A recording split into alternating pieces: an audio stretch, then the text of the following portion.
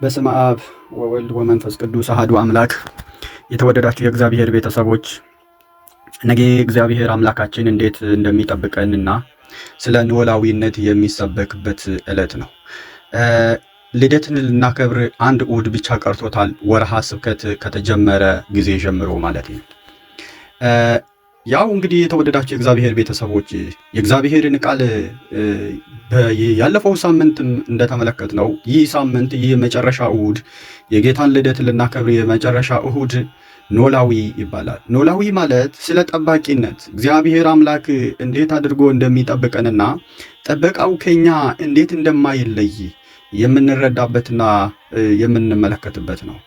እንግዲህ የተወደዳችሁ የእግዚአብሔር ቤተሰቦች ወርሃ ስብከት የመጨረሻ እሑድ ላይ እንገኛለን። ኖላዊሆሙ ለእስራኤል አጽም ይላል ዳዊት በመዝሙር 70 ከቁጥር 1 ጀምሮ ቃሉን እናገኛለን። እንግዲህ ይህ በቅዳሴ ሰዓት ላይ የሚዘመር የእግዚአብሔር ቃል ነው። ኖላዊሆሙ ለእስራኤል አጽም ዘርእዮሙ ከመ አባግዓ ዮሴፍ ይላል።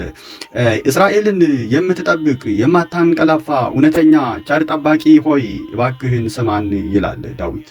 የተወደዳችሁ የእግዚአብሔር ቤተሰቦች ይህ የእግዚአብሔር ቃል እንግዲህ ነገ በቤተ ክርስቲያናችን ውስጥ በዚህ ቃል እግዚአብሔር ይመሰገናል ማለት ነው። በዮሐንስ ወንጌል ምዕራፍ 10 ቁጥር 1 ላይ መድኃኒታችን ኢየሱስ ክርስቶስ ስለ እሱ ብቻ የበጎቹ ጠባቂ እንደሆነ ሲናገር፣ እውነተኛ ጠባቂ እንደሆነ ሲናገር መድኃኔዓለም ኢየሱስ ክርስቶስ ዮሐንስ ወንጌል ምዕራፍ 10 ከቁጥር 1 ላይ ጀምረን ስንመለከት አማን አማን እብለክሙ ዘኢቦአ ውስተ አንቀጽ ውስተ አጸደ አባግዕ ይላል። ስለ ሶስት ነገር እንግዲህ ያመጣዋል። አንሰ መጻእኩ ለኩነኔ ዝንቱ ዓለም ብሎ ነበረና ለምህረትም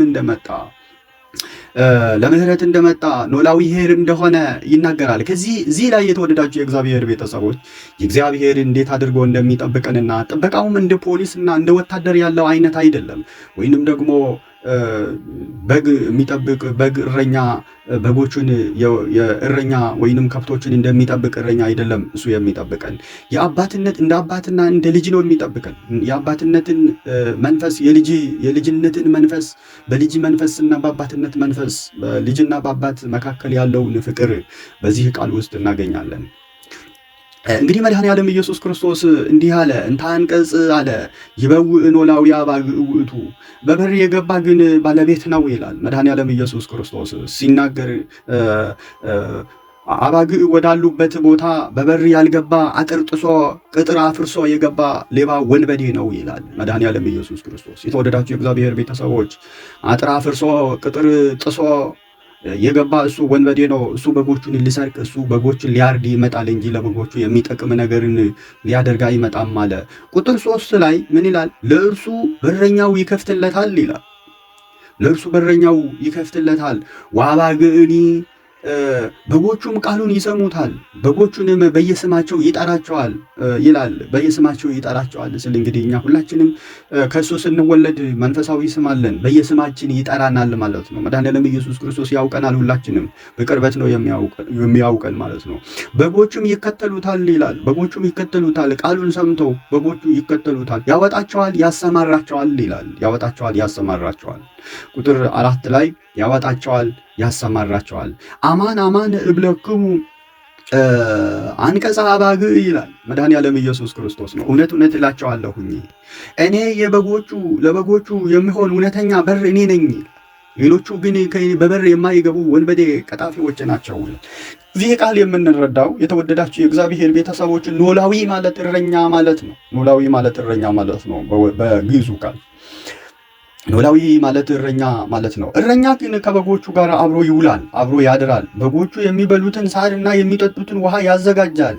የታመመውን ያክማል፣ የጠፋውን ይፈልጋል። በመካከላቸው የሕይወት ትስስር አለ ይላል። በእረኝነትና በበጎች ጠባቂ መካከል እንግዲህ በግ ያለው ሰው የበጉ ባለቤት በጉ ከታመመች ለበጎቹ የሚስማማቸውን ጋጥ ይፈልግላቸዋል። ጋጡ ወዳለበት ስፍራም ወስዶ ያገባቸዋል። እዛም በጎቹ የታመመው በግ ካለ ያክማል። መድኃኔዓለም ኢየሱስ ክርስቶስም እንዲሁ ነው። ለእኛ በሚመቸን ስፍራ ያውለናል። ሕይወታችን በዚህ ዓለም ላይ ስንኖር የምንኖረውን ኑሮ እንዴት መኖር እንዳለብን ለእኛ የሚመቸንን ሁሉ እሱ ያዘጋጅልናል። ስለዚህ የተወደዳቸው የእግዚአብሔር ቤተሰቦች ማማረር የለብንም። እሱ መድኃኔዓለም ኢየሱስ ክርስቶስ ያዘጋጀልንን ቦታ ነው የምንኖረው። እሱ ያወረሰንን ነው የምንወርሰው። በሕይወት መኖር ያስፈልገናል። ስለዚህ ኖላዊሆሙ ለእስራኤል አጽም፣ የእስራኤል እረኛው ያድምጥ ሲባል እግዚአብሔር ሕዝቡን ብሩክ ሆኖ እንደሚጠብቅ ፖሊስ ሳይሆን እንደ አባትና እንደ እረኛ በመካከላቸው ተገኝቶ የሚያዝንላቸው መሆኑን ለመግለጥ ኖላዊሆሙ ለእስራኤል አጽም አለ ዳዊት። በዮሐንስ ወንጌል ላይም እንግዲህ ይህንኑ እናገኘዋለን። መድኃኔዓለም ኢየሱስ ክርስቶስ ራሱ መልካም እረኛ እኔ ነኝ፣ ኖላዊ ኄር እኔ ነኝ አለ። የባለቤትነትን ምስጢር፣ የመስዋዕትነትን ምስጢር፣ የእውቀት የማወቅን ምስጢር፣ የመሰብሰብ ምስጢር ከዚህ ቃል እናገኛለን። እስኪ እንመልከት። ባለቤትነት ሞያተኛ ቀጣሪ ቁጥር 12 ላይ ሞያተኛ ቀጣሪ እረኛ ያልሆነው በጎቹም የእርሱ ያልሆኑት ክርስቶስ እኛን የሚጠብቀን ተቀጥሮ ሳይሆን የራሱ ገንዘቦቹ ስለሆን ነው። በወርቀ ደሙ ዋጅቶ ገዝቶን ነው እሱ የሚጠብቀን። ቀጥሮን አይደለም የሚያስጠብቀን፣ ራሱ ነው የሚጠብቀን ገንዘቦቹ ስለሆን ነው። እረኛ በጎቹ የራሱ አይደሉም፣ እኛ ግን የራሱ ነን። ጠባቂም እሱ ነው፣ እኛም የእሱ ነን። እኛን የፈጠረን እርሱ ስለሆነ ለሕይወታችን ሙሉ ኃላፊነት ይወስዳል መድኃኔዓለም ኢየሱስ ክርስቶስ። ይህ ነው እንግዲህ የባለቤትነት ማለት። እኛ የእሱ ልጆች ስለሆን በእኛ ላይ ስልጣን ያለው ሙያተኛው ባለቤት እሱ ነው።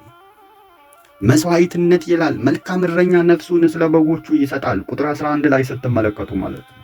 መልካሙ እረኛ ነፍሱን ስለ በጎቹ ይሰጣል። ይሁም ከማንኛውም ጠባቂ የሚለይበት ትልቁ ነጥብ ይህ ነው። የተወደዳችሁ እግዚአብሔር ቤተሰቦች፣ ምናልባት ነገስታት ሀገራችንን እንጠብቃለን። የሰው ጥበቃ ዝንጉዎቹ ሰዎች እንኳን በዝንጉ ሰዎች እንኳን እንተማመን የለም እንዴ? ምናልባት ብዙ ሰዎች እኮ ዛሬ ብዙ ጋርድ ቀጥረው ውድ በሆነ መኪና እየተንቀሳቀሱ ውድ በሆነ ቤት ውስጥ ውድ በሆነ ነገር አጥራቸውን አጥረው ራሳቸውን እየጠበቅን ነው ብለው ሊያስቡ ይችሉ ይሆናል። ግን ይህ ሁሉ ጥበቃ ለራሳቸው አድርገው በራሳቸው አይተማመኑ። እኛ ግን ራሳችንን ለመድኃኔዓለም የሰጠን ሰዎች እሱ መስዋዕት ከፍሎ እኛን ይጠብቀናል። ምክንያቱም መስዋዕት ከፍሎልናል። እሱ የሚጠብቀን ጥበቃው ደግሞ ከስጋዊ እና ከደማዊ ማንነት ወይንም ጎረምሳ ወይንም ሌባ ወንበዴ ከሚታየው ከዚህ ዓለም ከግዙፉ ከአስጨናቂው ዓለም አይደለም። መድኃኔዓለም ኢየሱስ ክርስቶስ ከተሰወረው ከጥልቁ ጋኔን ነው እንጂ ጠባቂ ራሱን ለማዳን በጎቹን ልተወው ይችላል። እውነት እኮ ነው። አሁን ለምሳሌ ለእኛ የተመደቡ እኛን ይጠብቁናል ብለን የምንተማመናቸው ወታደሮች እነሱ ራሳቸውን አንድ ከባድ ነገር ስመጣ ራሳቸውን ለማዳን ለራሳቸው ስሉ እኮ ይተውናል። እኛ እሱ ግን አይተው ስለ ራሱን መስዋዕት አድርጓል ኢየሱስ ክርስቶስ። ጠባቂው ራሱን ለማዳን በጎቹን ልተው ይችላል። ክርስቶስ ግን በጎቹን እኛን ለማዳን ራሱን ለመስቀል ሞት አሳልፎ ሰጠ። ይሁን በወርቀ ደሙ ገዛ። ያቀናል ደግሞ የእውቀት ምስጢር። በጎቼን አውቃቸዋለሁ ይላል። በጎቼም ያውቁኛል፣ ድምፄንም ይሰማሉ። እረኛ እያንዳንዱን በግ ጠባይ ድምፅና ፍላጎት ያውቃል። ክርስቶስም እኛን በጅምላ ሳይሆን በስም በግል ያውቅናል። በማቴዎስ ወንጌል ላይ እኮ እናንተማ የራሳችሁ ጠጉር እንኳን ሳይቀር አውቃቸዋለሁ የሚለን አምላክ እኮ ነው። እና ስለዚህ በጸሎትና በትህትና የእሱን ድምፅ ከሌላው ድምፅ ለይተን እንድንሰማ እግዚአብሔር አምላካችን ይርዳል። ይጠብቀናልና ድምፁን እንለየው እንጂ የአባታችንን ድምፅ እንለይ። የተወደዳችሁ የእግዚአብሔር ቤተሰቦች ዛሬ በየሶሻል ሚዲያ ላይ የሚጮሁ የሚቧርቁ የእግዚአብሔርን ቃል እናስተምራቸዋለን የሚሉ በጣም የሚያደነጋግሩ ሰዎች የበዙበት ዘመን ነው።